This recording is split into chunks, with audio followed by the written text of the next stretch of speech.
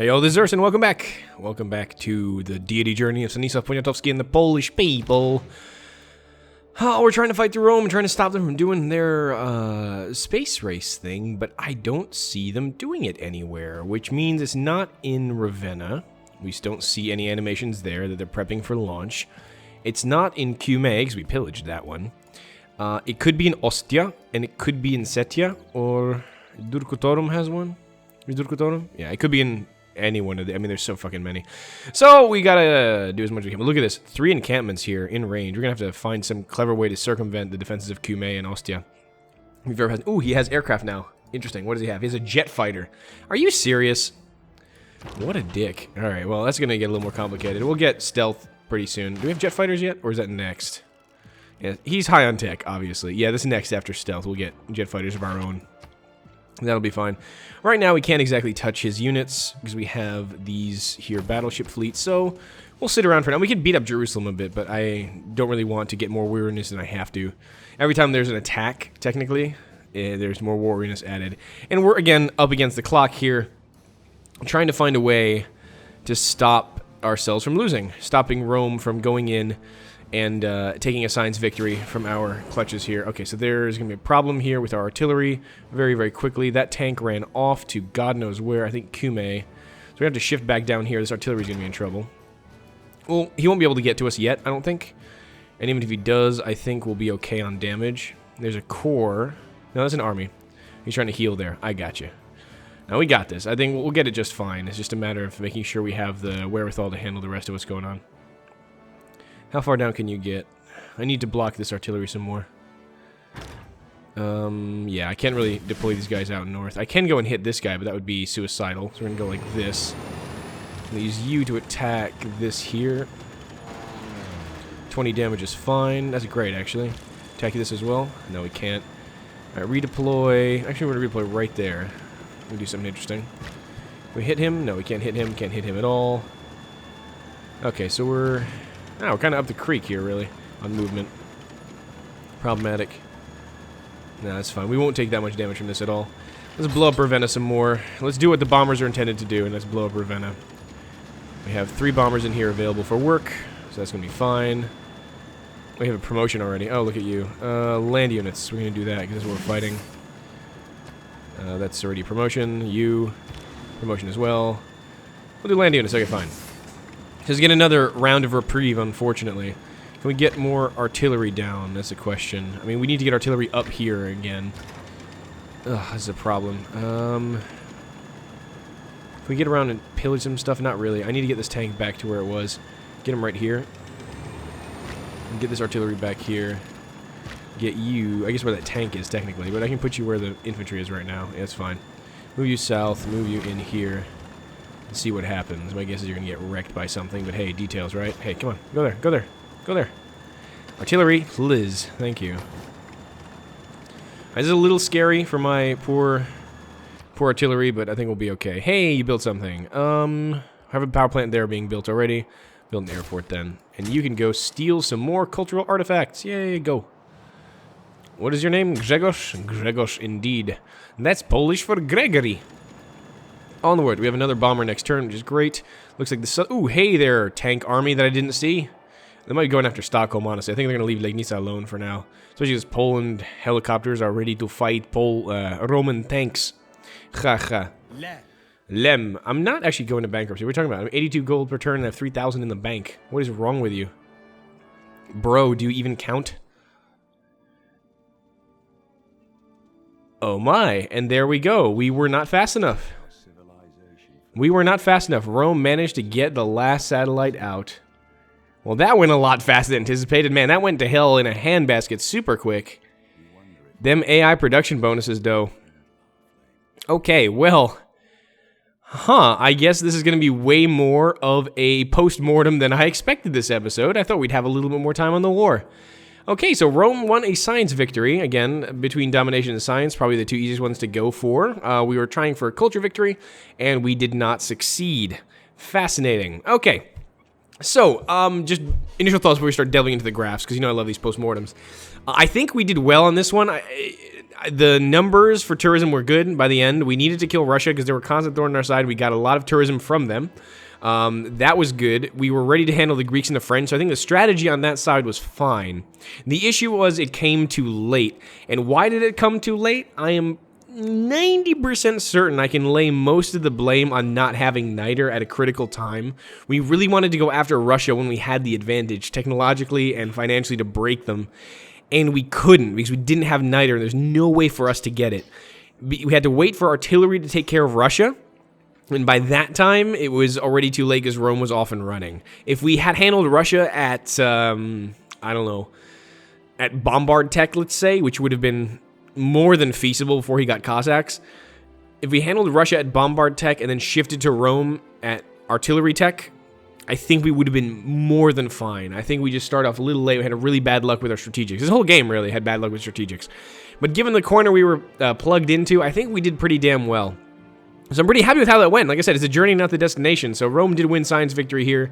Hey, we stuck with our game plan, and were it not for Rome, we would have been fine.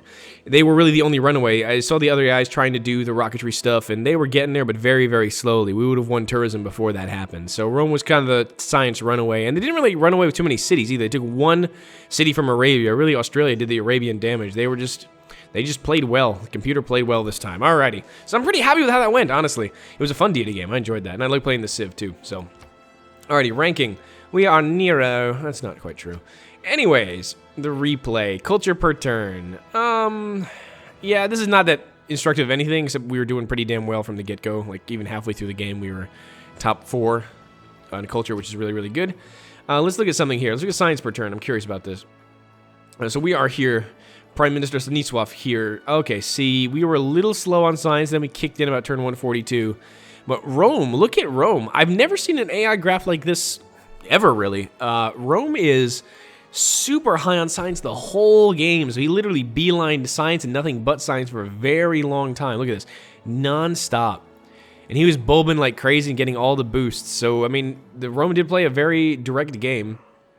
Tyrant Pericles, fantastic.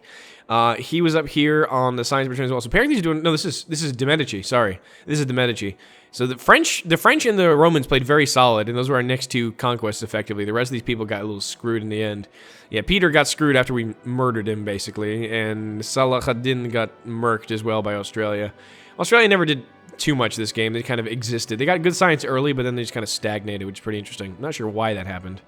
No, they just kind of stopped around turn, I don't know, 100, I'd say. They just kind of stopped doing whatever they were doing.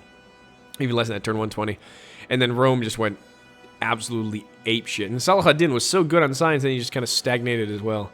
He kind of started going for religious victory, too. And where's Spain in all this?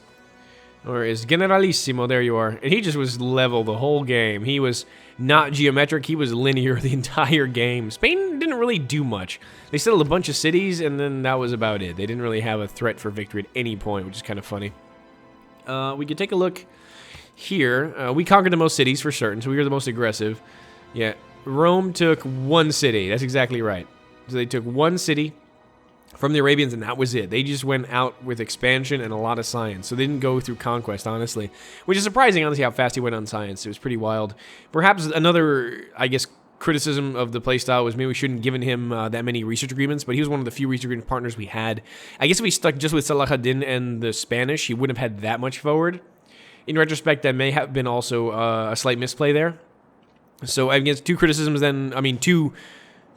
Yeah, criticisms, comments, whatever. 1, lack of niter made the eventual offensive too slow against Russia and then against Rome. And 2, the research agreements, we signed too many with Rome to boost him further, even though it was boosting us as well. Like, we needed to get that military up quickly to beat up the Russians.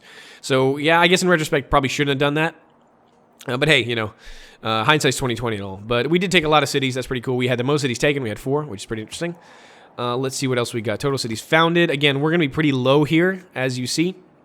Primarily because we had no room. That was the other major issue. We got stuck at 5 cities in the 6th tundra one.